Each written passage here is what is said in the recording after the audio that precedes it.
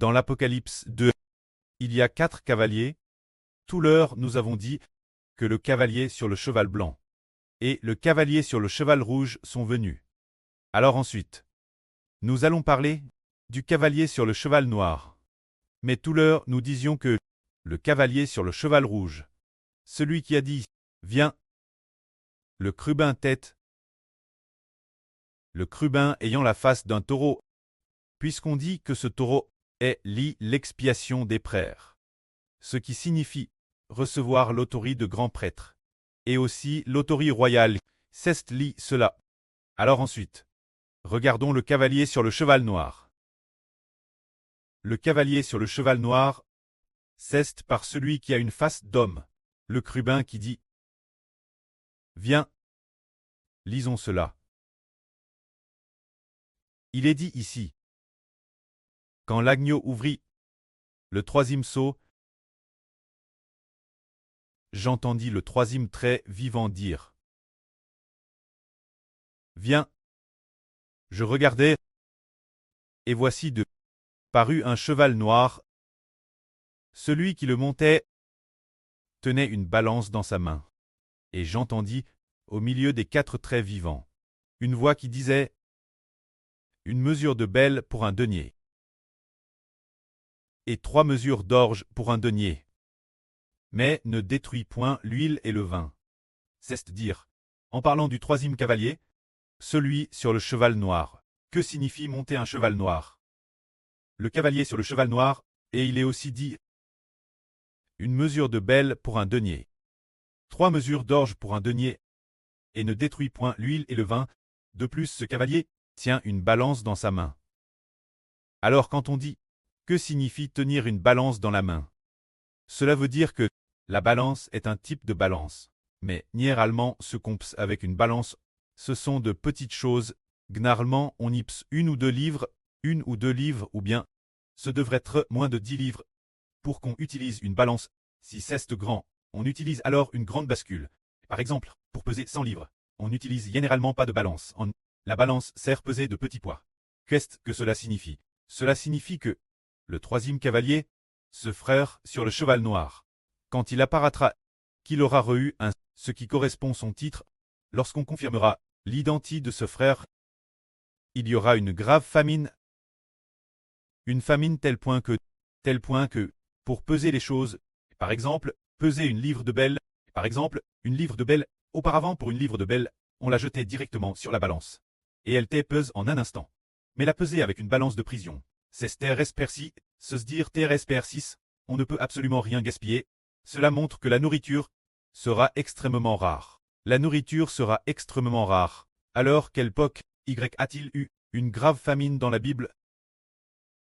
Cela nous fait spontanément penser. L'époque du prophète lit d'autrefois.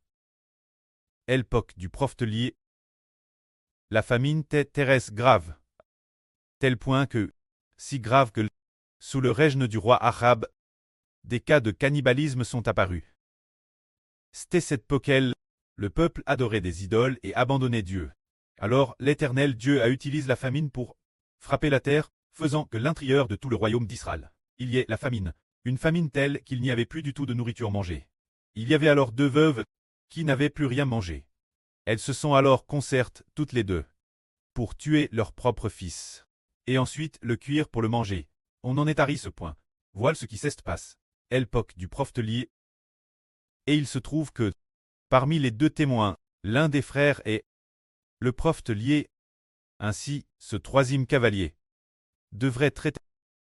Le frère appelle le prophète lié. Concernant ce frère, dans le livre prophétique de Malachie, il est dit ceci. Le livre de Malachie dit qu'il enverra le prophète lié. Parmi nous, le frère Héber ouvre le livre de Malachie et explique concernant le prophète lié qu'il préfigure pour cette époque l'un des 2 témoins. Le frère Héber lit le 4e chapitre de Malachie. Oh, il y a ce passage qui dit l'Éternel. Tout d'abord, il parle de Mose. Ici, il est dit l'Éternel des armes dit vous foulerez les méchants au jour que je prépare. Ils seront comme de la cendre sous la plante de vos pieds, devenant de la poussière Souvenez-vous de la loi de Mose mon serviteur, que je lui ai prescrite Horeb, pour tout Israël, avec les préceptes et les ordonnances. Le Mose ici, préfigure bien Esser le Frère Héber. Il dit encore, voici, de l'Éternel qui punit les méchants. Avant que le jour grand et redoutable n'arrive, je vous enverrai le prophète lié. Ici il est dit clairement, de l'Éternel qui punit les méchants. Le jour grand et redoutable. Avant qu'il n'arrive, je vous enverrai le prophète lié. Dans ce cas, on connaît déjà le moment.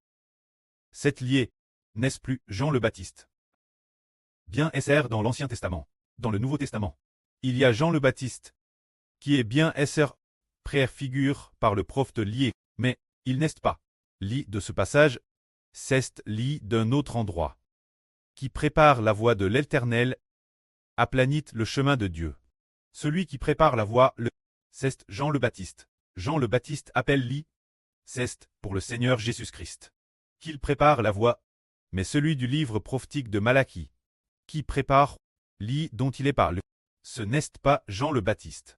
Bien Esser, il a certainement le genre de Jean le Baptiste, cette puissance et cette graisse, mais il préfigure un frère futur, qui est appelé l'une des deux témoins, le frère lit, car il est dit ici, avant que le grand jour de l'Éternel n'arrive, le jour grand et redoutable de Jova n'arrive, se dire avant que Jovan détruise toute l'humanité.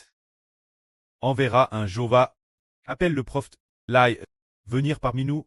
Alors que va faire cette lie? Il est dit ici, il ramènera le cœur des presses vers leurs enfants, et le cœur des enfants vers leurs presses, de peur que je ne vienne frapper le pays d'interdit, et de le détruire entièrement. Cela signifie que ce frère lié fortifie les gens, fortifie le cœur des presses vers les enfants, et le cœur des enfants vers leurs presses. Auparavant, nous pensions que ce pré était Jova, notre pré-cleste. Plus tard, on a découvert que ce pré n'est pas le pré-cleste Jova, mais le frère Ashber, le preux de la patrie. C'est-à-dire que ce frère lié, il fortifie nouveau, faisant en sorte que le cœur du frère Ashber aime ses enfants spirituels, bien que les enfants spirituels soient un peu déraisonnables et peu obéissants. Il a tout de Madame Pity 2, il les aime toujours, et il fortifie nouveau les enfants spirituels, pour qu'ils reviennent, et aiment leur propre pré le frère Ashber. De peur de quoi?